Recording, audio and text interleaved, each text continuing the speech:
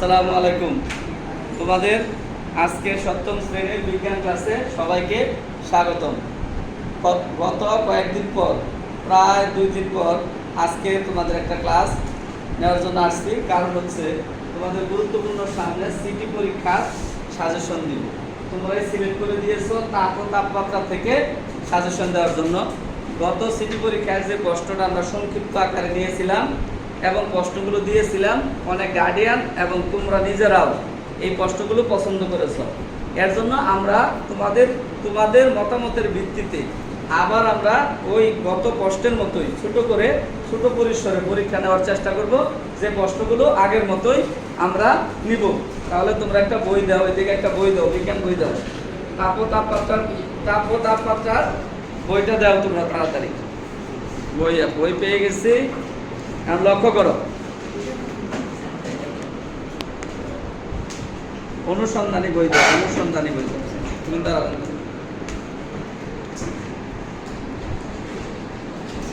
তাপ ও তাপমাত্রা না বলছো তোমরা? তাহলে আমরা একটু লক্ষ্য করো, দেখো আমরা তাপ ও তাপমাত্রা প্রথমে বলি তাপমাত্রা কি। তাহলে সংক্ষিপ্ত প্রশ্ন তুমি একটু লিখে নিবা সুন্দর করে।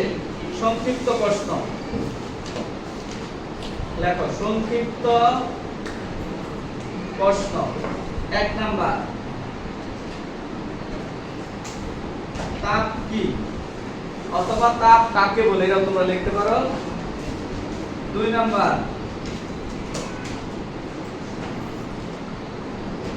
তাপমাত্রা কাকে বলে।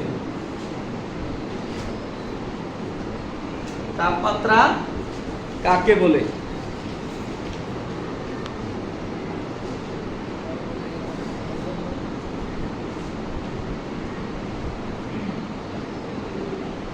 তাপ পরিবহন কি চায়? তাপ সঞ্চালন কি?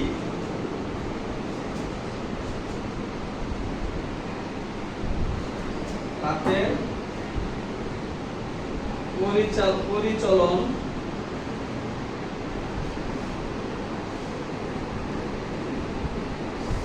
কাকে বলে? তাহলে আমরা 5টা প্রশ্ন। তাপ কি, এই তাপ কি এটা বুঝতে পারছো? বোঝা যাচ্ছে? লেখাটা বোঝা যাচ্ছে?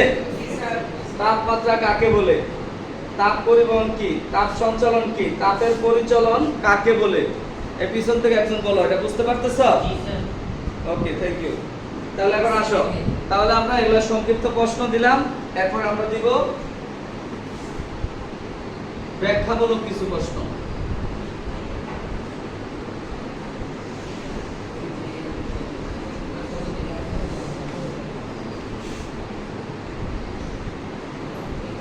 তারপরে দেখো তাপ ও তাপমাত্রার মধ্যে পার্থক্য। তাপ ও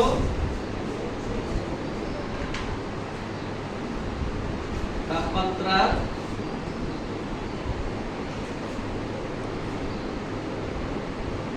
পার্থক্য লিখো।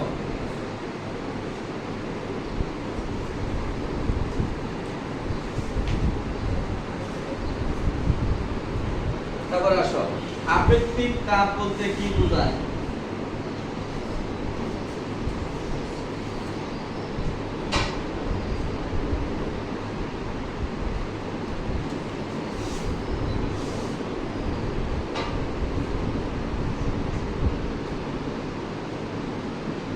ব্যাখ্যা করো। 3 নম্বর প্রশ্ন,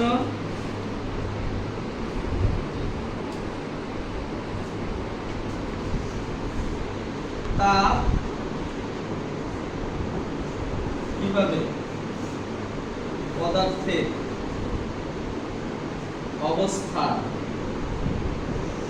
অবস্থার পরিবর্তন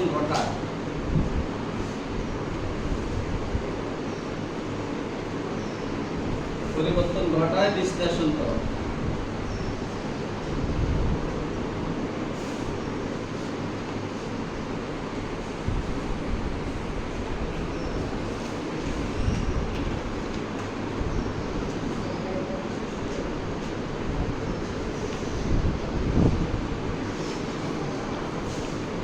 ধাপের প্রসারণ বলতে কি বোঝায় ব্যাখ্যা করো। ধাপের প্রসারণ বলতে কি বোঝায় ব্যাখ্যা করো।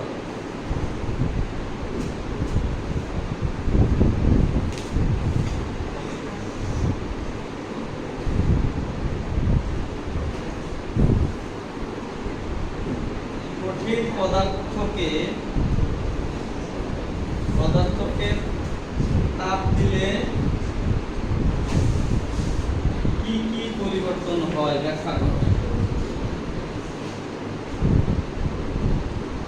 পরিবর্তন হয় বিশ্লেষণ করো। তাহলে এই প্রশ্নগুলো আমাদের তাপ কি এগুলো তোমরা উদাহরণ সহ লিখবে। সবগুলোতে কত নাম্বার করে থাকবে? 2 নাম্বার। আর এগুলো প্রশ্নের মধ্যে থাকবে আমাদের সবগুলোতে কত করে? সবগুলোতে 5 নাম্বার করে থাকবে। তাহলে এখান থেকে 2টা প্রশ্ন উত্তর দিবে, এখান থেকে কয়টা দিবে? 2টা উত্তর দিবে। এরকম আমরা মোট 12-13 কম করতে কোনো ফ্যাক্টর না, কারণ আমরা তো নাম্বার দিব ইন্ডিকেটর হিসাবে।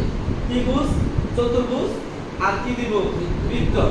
সুতরাং তাহলে তোমাদের একটা নাম্বার আমরা মনে রাখবো, কিন্তু কত পাইলে কোনটার ভিতর কত পাইলে আমরা জানি কত দিতে হবে সেটা খাতায় তুমি পাবে না, কিন্তু মোটামুটি একটা আইডিয়া করে রাখবা, কারণ তোমাদের প্রশ্ন ওই অনুসারে লিখতে হবে।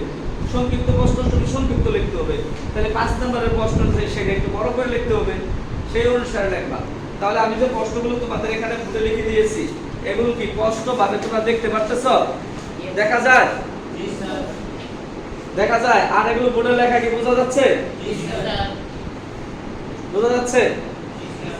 তাহলে তোমরা এই প্রশ্নগুলো সুন্দর করে বাসায় যে লিখবে, এবং কোনো প্রশ্নের যদি সমস্যা থাকে তাহলে আমাকে বলবে, আমি উত্তর দিয়ে দিব। সবাইকে ধন্যবাদ জানিয়ে আজকের এই সিটি পরীক্ষার সাজেশনের ক্লাস এখানে শেষ করতেছি। আল্লাহ হাফেজ।